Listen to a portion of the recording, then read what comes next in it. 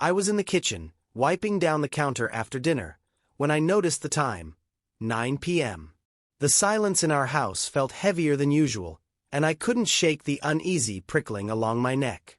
Wendy was supposed to be home by now.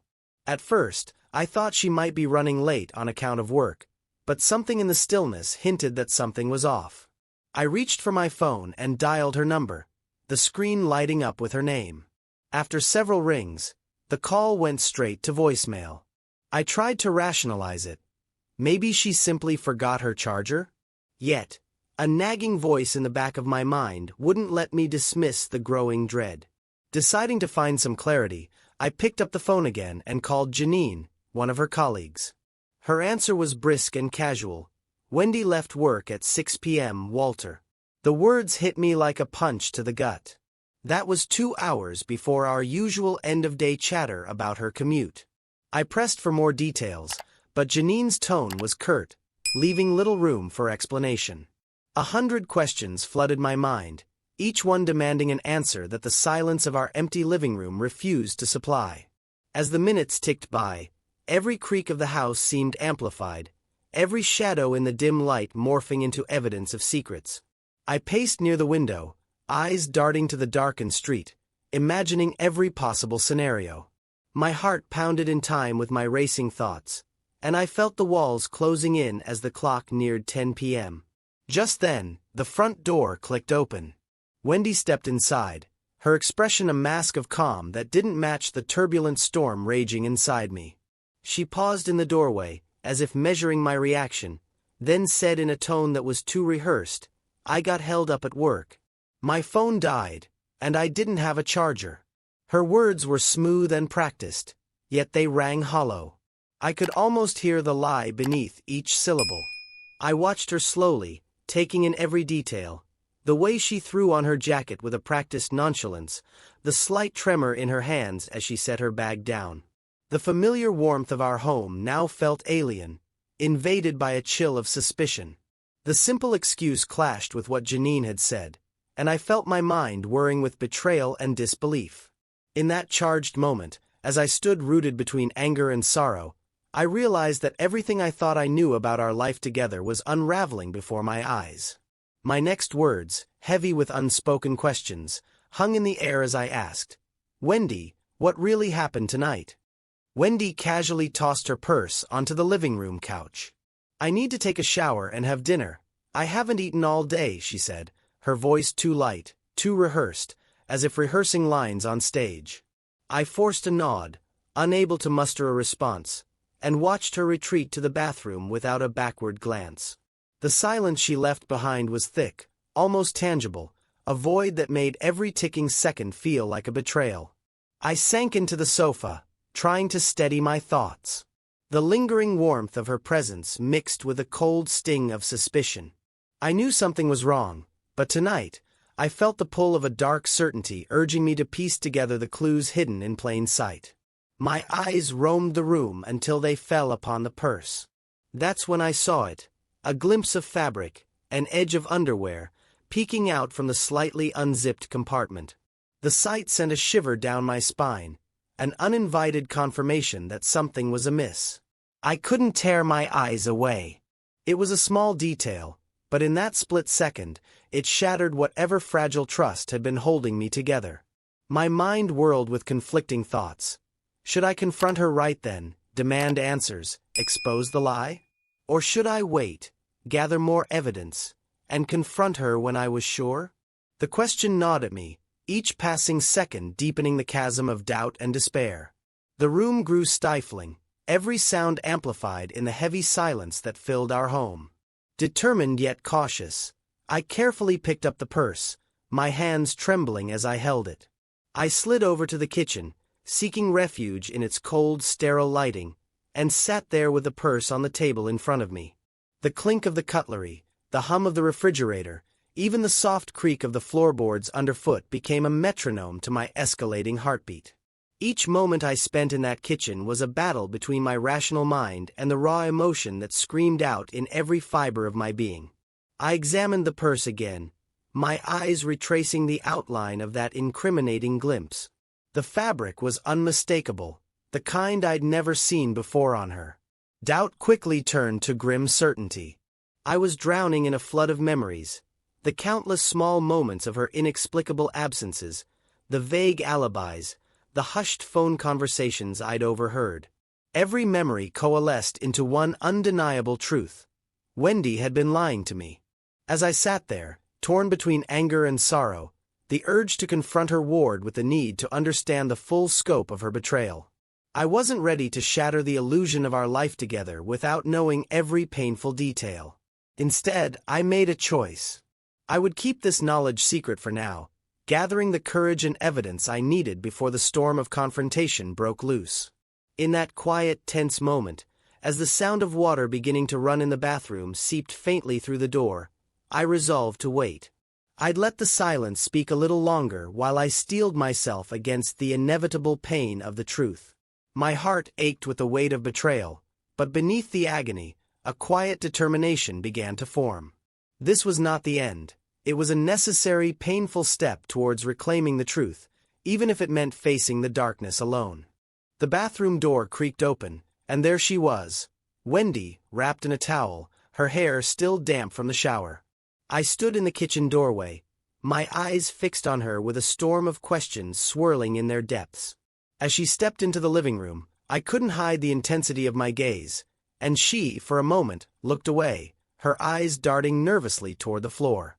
"Wendy," I began, my voice low and tremulous with a mix of fury and heartbreak, "we need to talk." I couldn't keep the mounting tension at bay any longer. I gestured toward the purse on the table. "What's this doing here?" I asked, holding it out in front of her as if it were an accusation personified. "Why would you throw your bag on the couch like that?" Her eyes widened in confusion. I just needed a moment," she stammered, avoiding my gaze. But I wasn't done. With a steadying breath, I lifted the purse slightly, exposing that undeniable edge of fabric, an edge of underwear, unmistakably hers, the one she'd worn in the morning. My hand trembled as I held it up. "Explain this, Wendy. Why is the underwear you wore earlier in the day in your purse?" Her face drained of color, and for a heartbeat, silence reigned between us, a silence so thick it felt as if the whole house were holding its breath. Finally, she managed a weak, "I don't know what you mean." But I wasn't convinced by that feeble excuse. "Don't lie to me," I snapped, my voice rising. "I know you didn't stay at work until late. I called someone from your office, and they told me you left at 6 p.m. So where did you really go?" I stepped closer, the distance between us vanishing, each step punctuating my escalating anger. Her eyes darted around, searching for an escape, for a way to piece together a lie that might salvage the remnants of our shattered trust. "Walter, please," she began, but the words died on her lips as she realized the full extent of the trap she had walked into. The realization hit her like a blow. She knew then that I had reached out to her colleagues. The truth, no matter how carefully hidden, had clawed its way to the surface. "Don't even try to act innocent," I continued, my voice cracking with raw emotion. "I trusted you. I believed in us. And now, here I am, forced to confront a betrayal I never saw coming." I could feel my heart pounding, each beat echoing the pain of deception. "You lied to me, Wendy. You lied about where you were, about what you were doing. And the evidence, this little slip, this exposed truth, is all I need to see how deep your betrayal runs." Her eyes shimmered with unshed tears, a mix of fear and desperation. "Walter, I never meant for this to happen," she whispered, her voice barely audible, the words trembling as if she were reciting a confession. "I was just confused. I didn't know what to do." But even as she spoke, the vulnerability in her tone betrayed her. It was clear she was caught off guard, unprepared for the force of my confrontation. I took a step back, the room seeming to spin with the weight of our shared history. Every memory, every laugh, every quiet evening, was now tainted by the sting of her betrayal. "Confused," I echoed bitterly. "Is that what you call it? Because to me, it looks like you chose someone else over our life together." The words spilled out, harsh and unyielding, as I tried to process the magnitude of what had been revealed. Her eyes filled with remorse, and she took a hesitant step forward, as if she might bridge the gap between us with an apology. But her voice faltered. I never meant to hurt you. I could see the desperation in her eyes, the silent plea for understanding, yet nothing could undo the damage done. In that moment, the room seemed to constrict around us. Every detail, the faint scent of soap on her skin, the soft hum of the refrigerator, the distant sound of cars passing by, amplifying the emotional chaos. I clenched my fists, the fabric of my anger interwoven with a profound sadness. I don't want excuses, Wendy. I want the truth. And you owe me the truth. My tone was more than a question. It was a demand, echoing off the walls of our once safe haven. She looked up, tears welling in her eyes, her voice trembling as she finally spoke. I met someone. The confession was barely a whisper, yet it landed like a hammer blow. I felt the world shift beneath my feet as the magnitude of her words crashed over me. At 6 p.m.? After you left work? I demanded, the disbelief mingling with a seething rage. Wendy's face crumpled, and for a long moment, we stood locked in that painful tableau, a husband whose heart was breaking and a wife drowning in the consequences of her choices. I didn't know how to tell you, she managed to choke out, her voice a fragile mix of regret and fear. I was scared, and everything happened so fast. My eyes hardened, the hurt transforming into a cold resolve. You knew exactly what you were doing, I said quietly, each word deliberate, heavy with finality. This isn't just a mistake. It's a betrayal of everything we built together. The room felt too small, the air too thick with the unsaid, as if every corner held the ghosts of our happier times. In that heart-wrenching moment, with the truth laid bare before us and no room left for excuses, I knew there was only one path left. The silence stretched, punctuated only by the sound of our ragged breaths and the distant tick of the clock. Finally, with a voice that left no room for negotiation, I said, "Pack your things, Wendy. I can't do this anymore. You need to leave." The finality in my tone left no doubt. Our lives, as we had known them, were irreparably fractured. And as she stood there, trembling in the wake of her confessed betrayal, I realized that this was not just the end of an affair, it was the end of the life we had shared. The silence that followed her departure was deafening. I sat alone in our living room, the remnants of our once shared life scattered around me like the shattered pieces of a mirror. Every echo in the empty space seemed to mock me, reminding me of the warmth that was now irretrievably lost. My mind raced with conflicting emotions, anger, sorrow, regret, and a gnawing self-doubt that questioned every moment of my marriage. How had we come to this point? I leaned back in the worn armchair, staring blankly at the familiar wallpaper that once brought comfort but now only deepened the sense of isolation. The confrontation still replayed in my mind with excruciating clarity. Her trembling voice, the haunted look in her eyes, the painful admission of betrayal. I had expected anger, maybe even denial, but what I saw was fear, regret, and a desperation that cut deeper than any harsh words could. That unexpected vulnerability left me reeling, caught between wanting to lash out and the overwhelming ache of losing the woman I had once believed was my partner for life. In the quiet aftermath, I began to sift through the ruins of our relationship. Memories of laughter, shared dreams, and whispered promises mingled with the bitter taste of deception. I recalled our early days, when every touch and glance was filled with hope, and the world seemed to revolve around us. Now, those same memories stung like open wounds, each one a reminder of trust broken and a future lost. Anger bubbled inside me, a reaction not only to the betrayal but to my own perceived foolishness. How had I failed to see the signs? The late nights, the half-truths, the sudden secrecy? I questioned myself relentlessly, wondering if I had been too trusting, too naive. The anger was a raw, scorching flame that threatened to consume me, yet even as I seethed, a deeper sorrow crept in. It wasn't just the betrayal, it was the shattering of a life I had built, the dreams we had woven together now unraveled by a single, devastating act. I found myself pacing the floor, the rhythmic tapping of my shoes against the hardwood a cruel reminder of the relentless passage of time. Each step echoed the reality that nothing could bring back what had been lost. In moments of forced calm, I retreated into the recesses of my mind, where I began to dissect every interaction, every moment of laughter and silence. It was a painstaking process, as if trying to salvage fragments of a past that was already fading into oblivion. The more I reflected, the more the weight of our broken bond pressed upon me. I realized that the person I had been with, the woman I had loved, was now a stranger whose choices had carved deep scars into the fabric of my soul. And yet, amid the wreckage of our shared history, I sensed a faint glimmer of something else, a promise of renewal, a chance to redefine who I was without the shadow of her betrayal looming over every step. But hope was a precarious thing, fragile as the winter frost on a bare branch. As I sat in the quiet darkness of our living room, I acknowledged that the road to healing would be long and fraught with anxiety. Every memory, every corner of this house, would serve as a constant reminder of the pain I now carried. The realization that these emotional scars would not vanish overnight was both sobering and terrifying. I moved to the window and peered out at the street below, where life continued unabated.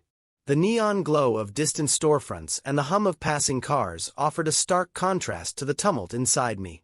In that moment, I felt a surge of conflicting emotions, a bitter acceptance of the reality that my marriage was over, mixed with an undercurrent of determination to rebuild what remained of myself. There was a raw, unspoken promise that I would eventually find a way forward, even if the path was lined with the debris of lost love. Yet as the night deepened and I sank back into the solitude of my thoughts, a lingering anxiety took hold. The future was shrouded in uncertainty, and every decision felt like stepping into the unknown. Would I ever trust again? Could I forgive, or was the betrayal a wound too deep to ever fully heal? The questions spun in my mind, relentless and unyielding, as I realized that the process of self-discovery would be my only salvation. In that quiet, haunted moment, I understood that while the pain might eventually subside, the scars would remain, a permanent reminder of the night everything changed. And as I stared into the darkness, I silently vowed to face the coming days with a newfound resolve, even as the ghost of betrayal whispered that some wounds might never truly mend. The night stretched on, heavy with sorrow and the promise of a tumultuous tomorrow, leaving me to grapple with the bitter truth. I was now truly alone. The morning after the confrontation felt like a rebirth cloaked in bitter clarity. I awoke with a resolve that was as shocking as it was necessary. My heart still pounded with the echoes of betrayal, but underneath that raw pain, I sensed a stirring of determination. I couldn't continue living in a house filled with memories that now reeked of deceit. Today, I decided, marked the beginning of my liberation. I picked up the phone with a steady hand, dialing the number of my lawyer without hesitation. Every ring, every word exchanged, was a step toward reclaiming what had been stripped away. As I explained my decision to file for divorce, I felt a mix of sorrow and relief. I'd been trapped in a web of love and lies for too long, and now I was finally cutting the strings that bound me to that painful past. Once the papers were signed, I moved swiftly to block our joint bank accounts. I needed to protect what was mine, and I couldn't let her have control over our shared finances any longer. The finality of it all was daunting, yet liberating. In the days that followed, I threw myself into the process of rebuilding. I began by reaching out to old friends, those who had known me before the weight of our marital struggles had settled in. Over coffee and casual drinks, we reminisced about the days when I was carefree, full of ideas and passions untainted by betrayal. Their words of encouragement, punctuated by hearty laughs and even a few shared tears, reminded me that I wasn't alone in this fight to reclaim my identity. I also dusted off my old hobbies, ones that had been shelved in favor of maintaining the fragile peace at home. I returned to the local running club, the pounding of my feet on the pavement echoing the steady rhythm of a heart determined to heal. I even enrolled in a weekend woodworking class. Each cut of the chisel, each whir of the saw, became a testament to my desire to carve out a new life from the wreckage of the old one. The process was cathartic. With every swing of the tool, I felt the weight of the past loosen its grip, replaced by the promise of something new. At home, I set about transforming the space that had once symbolized our shared life. I tore down outdated wallpaper and repainted the walls in a palette that resonated with my own personality, a bold mix of deep blues and warm grays that spoke of resilience and calm. I rearranged the furniture, creating a sanctuary that was entirely my own. Each small change was a declaration. I was no longer defined by a relationship built on lies. I was rediscovering who I was, piece by piece. But the journey wasn't without its moments of loneliness and self-doubt. Late at night, when the house was quiet and the past whispered in every corner, I'd find myself questioning if I'd made the right decision. Was I too hasty? Would I ever trust again? These thoughts pounded at my mind like relentless drums, but gradually, I began to see them as the necessary tolls of personal growth. I started journaling, penned pages filled with my rawest fears and my nascent hopes. Slowly, the act of writing became a mirror, reflecting not just the wounds, but also the strength that was steadily growing within me. One evening, as I sat in my freshly painted living room, a sudden clarity struck me. I looked around at the vibrant, honest space I had created and realized that the betrayal, as painful as it had been, was also a doorway to renewal. I recognized that the end of our marriage was not merely a loss, but an opening for something entirely new.